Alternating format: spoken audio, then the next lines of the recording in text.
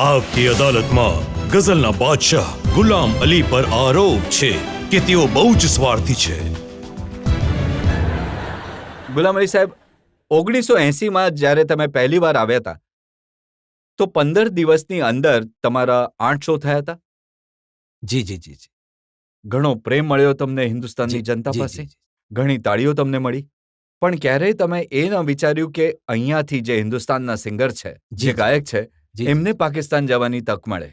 મારા આ જ વર્ષમાં કંઈક ચાર સિંગર ગયા છે અને જગજીતભાઈ 3 વાર ગયા છે 6 મહિનામાં. જો એક તો હોય છે રિટર્ન પોલિસી. જી જી જી જી. અમને ખબર એ પડી કે એક અનરિટન પોલિસી છે જી જી જી. જે કાગળ પર લખેલી નથી, પણ જો કોઈ હિન્દુસ્તાનનો સિંગર ત્યાં જવા લાગે હા. તો એને જરા દબાવી દો.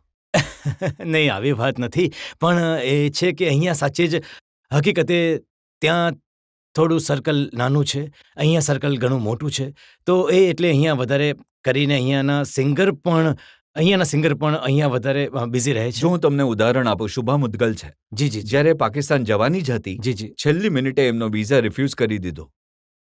એમાં કોઈ ખબર નહીં શું હવે. અને આનું એના એ- પછી જે ઘણા બધા આર્ટિસ્ટ હતા હિન્દુસ્તાનના, એ જી, જી, બધા ગયા હતા. એમણે હિન્દુસ્તાનના પ્રાઇમ મિનિસ્ટરને એક ચિઠ્ઠી લીખી હતી. એમણે કહ્યું હતું કે જો અમને ત્યાં જઈને ગાવાની પરવાનગી નથી હા જી. તો ત્યાંના સિંગર્સને પણ અહીં આવીને ગાવાની પરવાનગી ન હોવી હા, તો જોઈએ. બિલકુલ ઠીક છે. મારું તો મત છે ત્યાં પણ પરવાનગી હોવી જોઈએ, અહીંયા પણ પરવાનગી હોવી જોઈએ.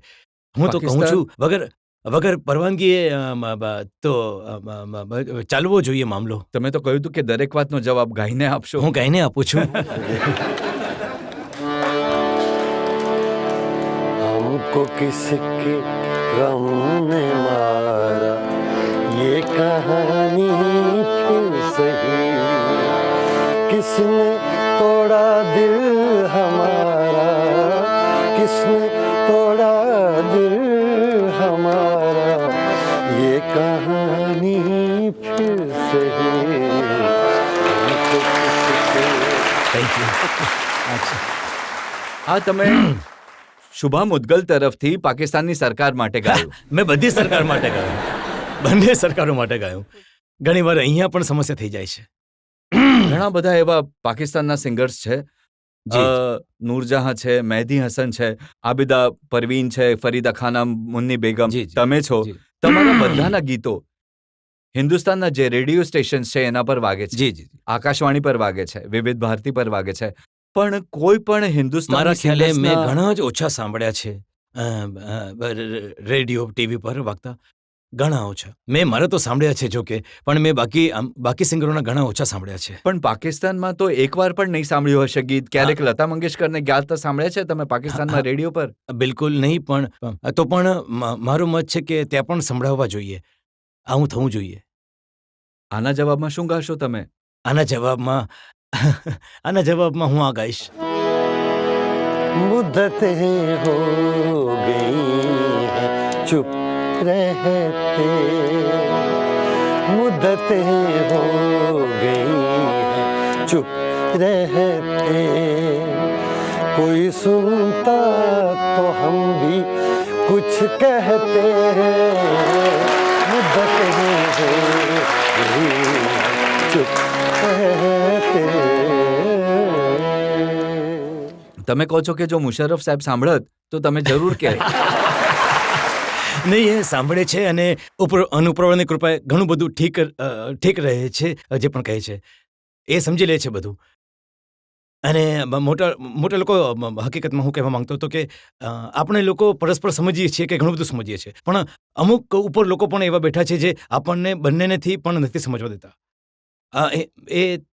તમે એનું જેનું નામ અહીંયા સમજી જ ગયા હશો. લોકો મોટી મોટી તાકાતો આપણને લોકોને વિશ્વાસ નથી દેતી. અમારા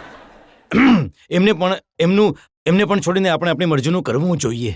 જો એ તાકાતો માટે તમારે કોઈ ગઝલ સંભળાવવી પડે તો શું સંભળાવશો? એ તાકાતો માટે પણ હું કાઢું છું કંઈ ને કંઈ ગઝલ.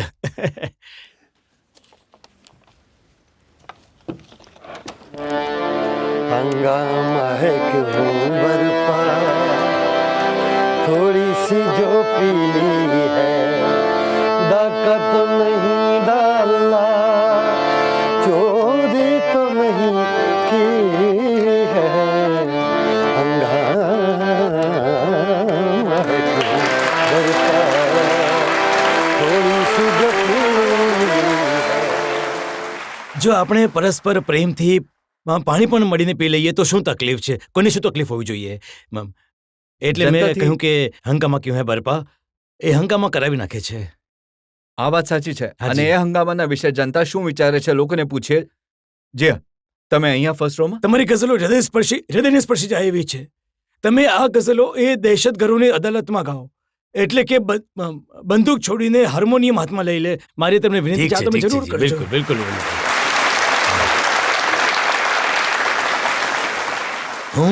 હું આ કામ માટે હંમેશા તૈયાર છું.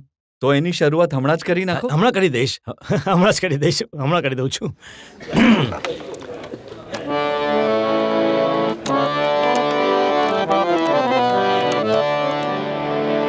अपनी धुन में रहता हूँ, अपनी धुन में रहता हूँ, मैं भी तेरे जैसा हूँ, अपनी धुन में रहता हूँ।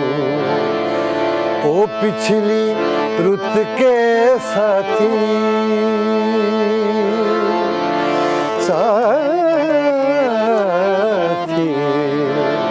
ओ पिछली रुत के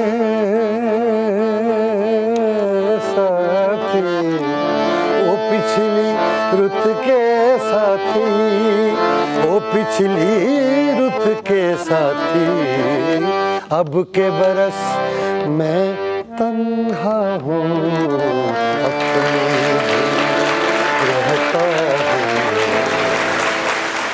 તો એટલે આ હું કહું છું કે अपनी धुन में रहता हूँ मैं जैसा भी हूँ.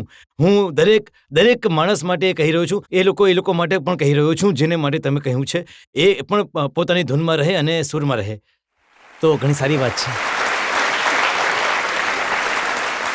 તમારા જેવા જે કલાકાર છે એમનાથી ઘણી આશા છે લોકોને જી. કે બંને દેશોના જે સંબંધો છે જી. એમને સુધારવા માટે કંઈક કરે.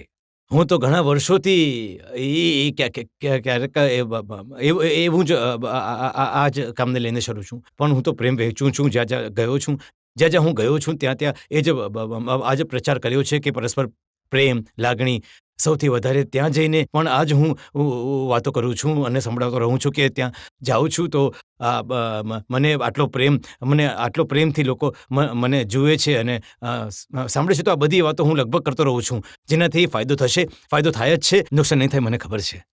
તમને લાગે છે પાછલા અમુક વર્ષોમાં માહોલમાં કંઈક ચેન્જ આવ્યો છે? જી બિલકુલ ચેન્જ થયો છે. ઘણો ચેન્જ થયો છે. તમને બધાને ખબર છે કે ઘણા વર્ષ વચ્ચે ઘણું ટેન્સ રહ્યો માહોલ હવે થોડો સારો છે અને ઉપરવાળો કરે સારું થાય.